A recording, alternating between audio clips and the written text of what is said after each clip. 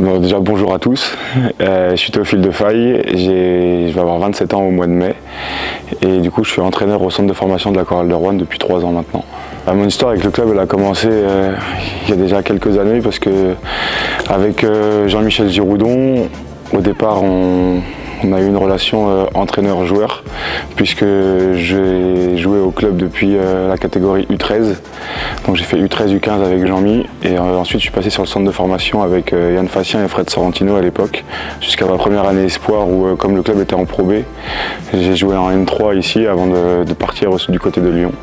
Et du coup je suis revenu par le plus grand des hasards avec la période Covid sur le club, d'abord en tant qu'assistant sur le centre de formation et puis entraîneur des U17 région et puis depuis cette année je suis entraîneur des U18 élite et depuis quelques semaines avec les différents changements au sein du club, entraîneur aussi de l'équipe espoir. Alors sur le centre de formation on a les deux catégories, U18 et espoir.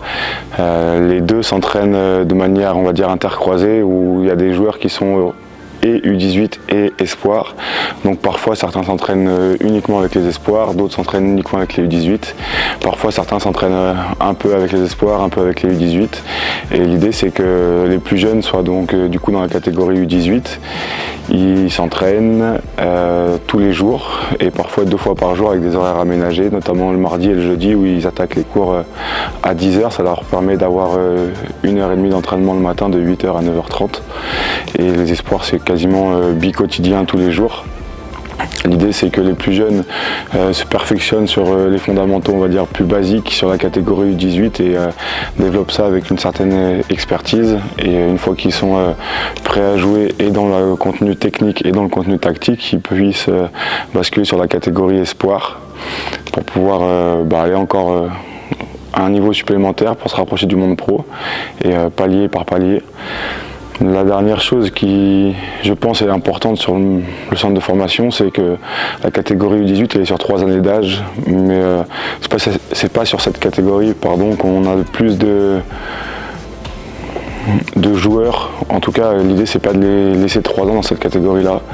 À partir du moment où ils sont prêts à passer à la catégorie du dessus, l'idée c'est de pouvoir les faire basculer rapidement. Donc on va dire qu'en U18 c'est un peu l'antichambre du centre de formation et ça sert à développer individuellement les mecs au sein du collectif. Et la catégorie espoir elle sert vachement plus à devenir des gagnants. Et là, on a vraiment plus d'intérêt sur la partie collective et sur la partie gagner quelque chose. Dans un premier temps, aller au Trophée du Futur et pourquoi pas remporter ce Trophée du Futur. Donc pour le recrutement, on est en pleine période de recrutement là pour l'année prochaine. Ça commence assez tôt. L'idée c'est d'abord de faire en interne avec le vivier qu'on a. On a la chance d'être dans le département de la Loire où le basket est quand même quelque chose qui est quasiment le sport local, en tout cas sur le Rouennais ça l'est.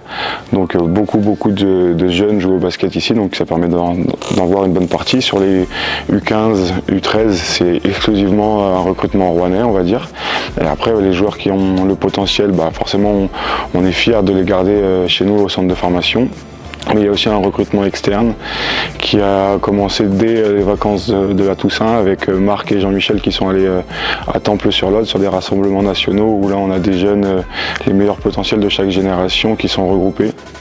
Et après, on essaye de créer un premier contact avec les familles, de leur proposer notre projet sportif, scolaire, d'hébergement. On rencontre les familles et après, dans l'idéal, on essaye de travailler avec les familles sur 3 années dans un premier temps, sur la catégorie 18. Et après, sur le recrutement espoir, c'est un peu le même fonctionnement. D'abord, les joueurs qui sont chez nous au centre de formation U18 et puis après si sur certains postes ou sur certaines générations on n'a pas les profils qu'on recherche, on étend notre réseau et on regarde ce qui se passe autour de nous. Alors les objectifs pour les deux catégories, plutôt développement individuel au sein du collectif sur la catégorie U18. Donc le résultat est certes un objectif mais il passe en second et on n'est pas prêt à jouer le titre coûte que coûte. Si à un moment donné les jeunes n'ont plus rien à faire en U18, ils passent en espoir. Donc c'est ça notre principal objectif pour nous staff. Et après en espoir c'est poursuivre le développement individuel mais là avec un peu plus de notions collectives pour pouvoir gagner.